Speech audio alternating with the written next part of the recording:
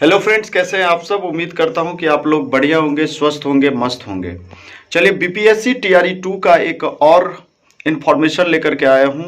इस वीडियो को देखना ना भूलें और ज़्यादा से ज़्यादा अपने दोस्तों में शेयर जरूर करिएगा, क्योंकि एक इम्पॉर्टेंट, बहुत ही इम्पॉर्टेंट जो है वो इन्फॉर्मेशन है।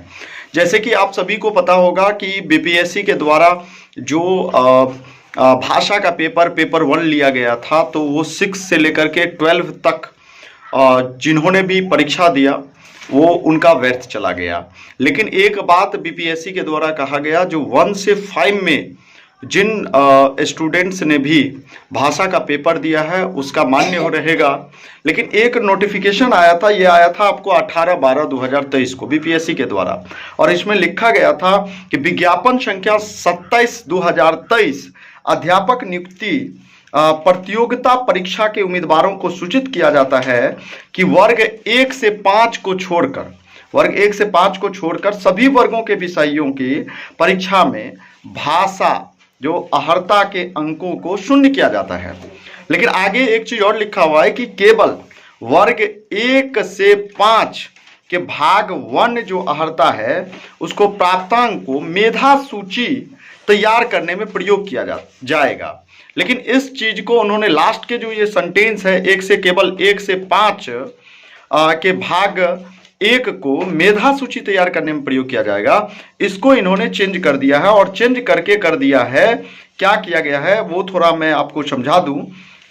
उसमें उन्होंने चेंज कर दिया है और ये आपको 19/12/2023 को फिर शुद्धि पत्र के द्वारा बीपीएससी के द्वारा चेंज किया गया और कहा गया कि ये अंतिम पंक्ति में जो लिखा हुआ है प्राप्तांक को मेधा तैयार करने में भाषा का प्रयोग किया जाएगा, इसको हटा करके इसको प्राप्तांक को द्वितीय टाई ब्रेकर, ठीक है, की स्थिति में मेधा तैयार करने में प्रयोग में लाया जाएगा। इस बात को अभ्यर्थी समझे। और ये किसके लिए कहा गया, ये 1 से 5 वाले स्टूडेंट्स के लिए कहा गया। जिन अभ्यर्थियों ने 1 से 5 में परीक्षा दिया है उन अभ्यर्थियों के लिए बातें कही गई है। बाकी 6 to लेकर 12 तक के स्टूडेंट्सों के लिए नहीं कहा गया है, क्योंकि उसमें तो कह ही दिया गया है कि भाषा के पेपर को शून्य माना जाए। ठीक है, एक और बहुत ही इंपॉर्टेंट सूचना निकल के आ रहा है जो मैं आप लोगों को अवगत करवा दे रहा हूं। वो सूचना है आपका, एक और सूचना है जो विज्ञापन संख्या जो 23 जो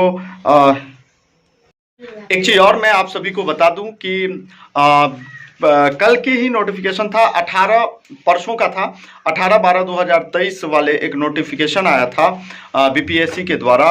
और उसमें कहा गया था कि जो कोई भी स्टूडेंट्स अगर जिला वाले कॉलम में अपडेट नहीं करते हैं, एक एससी और एसटी विभाग के द्वारा जो वैकेंसी है, तो उसमें उनका रिजल्ट नहीं दिया जाएगा। अगर आप जिला को अपडेट नहीं करते हैं, मतलब 3 जिला आपने जो दिया है, अगर मान लीजिए जैसे मैं 3 जिलाओं का नाम लेता हूं, जैसे दरभंगा, समस्तीपुर और मधुबनी, तो इसमें आपको 2 को छोड़ देना था और 1 को उसमें WSC और ST कर देना था। ठीक है, तो इस चीज को बहुत सारे अभ्यर्थियों ने क्या किया, तो उसके डैशबोर्ड जैसे ही लॉगिन और पासवर्ड खोला तो उसके डैश बोर्ड पर जो है वो 3 जिला खुल करके आ जा रहा था।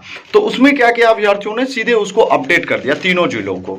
तो ये कंप्लेन बीपीएससी के पास काफी गया कि ऐसे ऐसे मैंने कर दिया है, अब क्या होगा। तो उन सभी अभ्यर्थियों के लिए बीपीएससी ने एक शुद्धि पत्र के द्वारा एक बता दिया है, और इसमें वो कहा गया था कि आप सभी को अगर आप ये नहीं काम करेंगे तो आपका रिजल्ट नहीं आएगा, जारी ही नहीं किया जाएगा, वह अनुसूचित जाति और जाति वाले विभाग में। ठीक है, लेकिन फिर विभाग ने क्या कहा, वहां पे संशोधन कर दिया और कहा कि अगर आपने जैसे भी किया है, कर दिया है, कोई दिक्कत नहीं, लेकिन उक्त का चयन नहीं करने वाला जो पार्ट मैंने लगाया था उसको हटा दिया और परीक्षा फल प्रकाशित नहीं किया जाएगा को विलोपित किया जाता है। मतलब अब आपने जैसे भी अपडेट कर दिया, अब आपका परीक्षा फल उस विभाग में भी आएगा। शिक्षा विभाग में ही उसको क्या कर दिया गया है, इंक्लूड कर दिया गया है। ये SC ST विभाग जो बाद में आया था ये वैकेंसी, उसको उसमें जोड़ दिया गया है, आपका मेरिट उसमें भी बनेगा। ठीक है, तो ये 2 कुछ इंपॉर्टेंट इन्फॉर्मेशन था जो मैंने इस वीडियो के अंतर्गत आप लोगों तक रखा। कैसा लगा जरूर आप लोग जो है कमेंट करिएगा और इसे ज़्यादा से ज़्यादा शेयर करिएगा। धन्यवाद। जय हिंद, जय भारत, जय बिहार।